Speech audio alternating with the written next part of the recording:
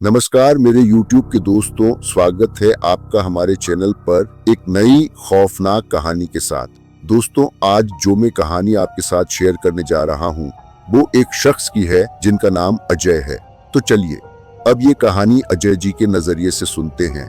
लेकिन उससे पहले मैं आप लोगों से एक बात कहना चाहता हूँ कि आप लोगों ने बहुत सी डरावनी कहानियां सुनी होगी, लेकिन इस कहानी को सुनने के बाद आप लोगों के खौफ से रोंगटे खड़े हो जाएंगे और मज़ा भी बहुत आएगा।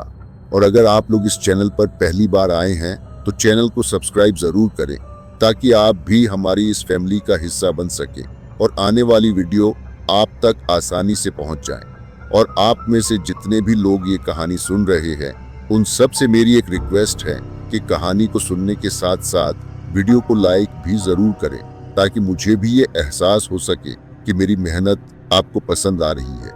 आपका एक लाइक मुझे और भी बेहतरीन कहानियां लाने का हौसला देता है। तो अब ज्यादा समय नहीं लेते, एक कहानी की शुरुआत करते हैं।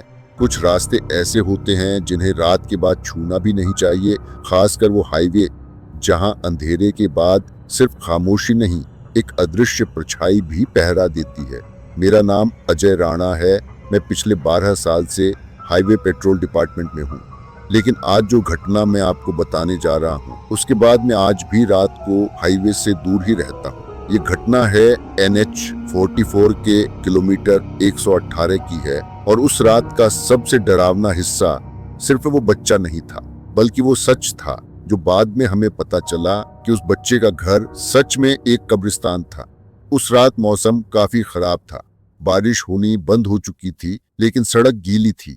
मैं और मेरा साथी कमल रात की रूटीन पेट्रोलिंग पर निकले थे। स्ट्रीट लाइट्स जगह जगह खराब थीं, हवा तेज थी और 12 के बाद पूरा रास्ता मानो किसी और दुनिया में चला गया था। कमल ने धीरे से कहा, अजय भाई, ये हाईवे रात में कुछ अलग ही लगता है जैसे कोई दूर से घूर रहा हो। मैं हंसा, यहाँ तो सब कहानियां बनी हुई हैं, असल में कुछ नहीं होता। लेकिन सच तो ये था कि मैं भी उस रास्ते को लेकर हमेशा असहज रहता था, क्योंकि पिछले 6 महीनों में यहाँ 7 अजीब एक्सीडेंट हुए थे जिनमें ड्राइवरों ने मरते समय सिर्फ एक ही लाइन कही थी, सामने बच्चा आ गया था। लेकिन हर बार जांच में कुछ नहीं मिला। उस रात हमें भी ये पता नहीं था कि हम उसी बच्चे से मिलने वाले हैं। समय रात के 1:47 का था। हम किलोमीटर 118 पर पहुंचे ही थे कि अचानक कमल ने ब्रेक दबा दिए। कमल भाई, वो देखो। मैंने विंडशील्ड के पार देखा। रास्ते के कच्चे हिस्से पर एक छोटा बच्चा लगभग 6 से 7 साल का घुटनों को पकड़कर बैठा था और धीरे धीरे सिसक रहा था। रात के उस समय इतनी सुनसान जगह पर एक बच्चा, ये सामान्य नहीं था। मैं उतरकर उसकी तरफ बढ़ा। बच्चे ने सिर झुका रखा था। उसके कपड़े पुराने थे, गीले, और शरीर से मिट्टी की बदबू आ रही थी। मैं उसके पास बैठा और धीरे से बोला, बेटा क्या हुआ, तुम यहाँ अकेले कैसे? लेकिन जैसे ही मैंने उसका हाथ पकड़ा, मेरे शरीर में कंपी दौड़ गई। उसका हाथ बर्फ जैसा ठंडा था। कमल भी पास आ गया। अजय भाई, ये तो जैसे मरा हुआ हो। अचानक बच्चे ने धीरे धीरे अपना सिर उठाया। उसकी आंखें एकदम सफेद थीं, काली पुतलियां कहीं नहीं। और अगला वाक्य उसने इतने धीमे से बोला कि मेरे पैरों तले जमीन खिसक गई।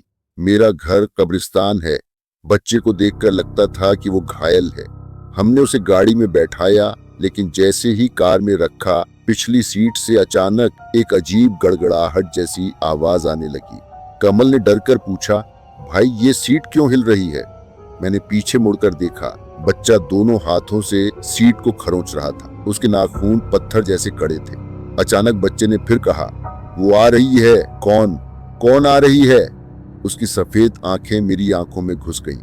मेरी माँ। और तभी हम दोनों चौंक गए।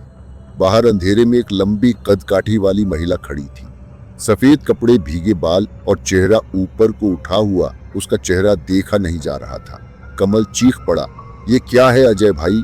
मैंने तुरंत गाड़ी स्टार्ट की और एक्सेलरेटर दबाया। महिला ने गाड़ी पर हाथ मारना शुरू कर दिया। मैंने पीछे देखा, वो महिला गाड़ी के साथ साथ दौड़ रही थी, मानो उसके पैरों को जमीन की जरूरत ही नहीं। मुश्किल से गाड़ी स्टेशन तक लाई।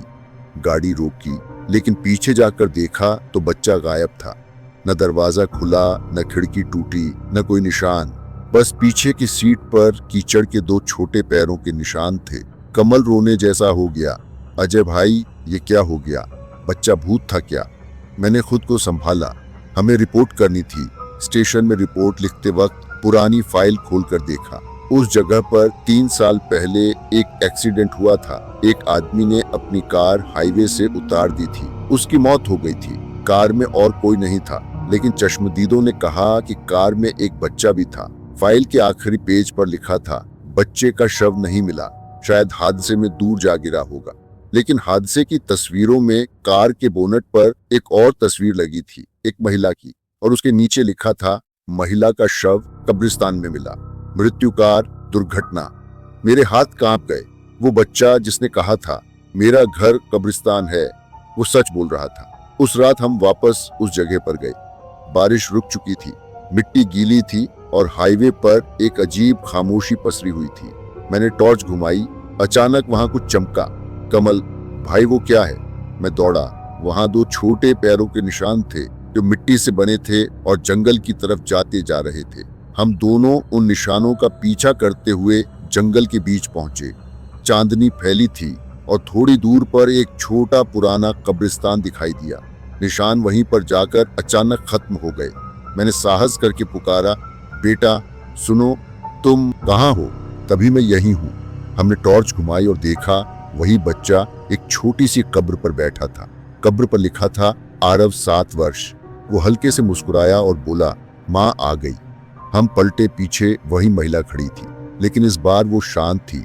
चेहरा साफ दिख रहा था, आंखें लाल और चेहरे पर गहरी चोटों के निशान। वो धीरे धीरे बच्चे के पास गई।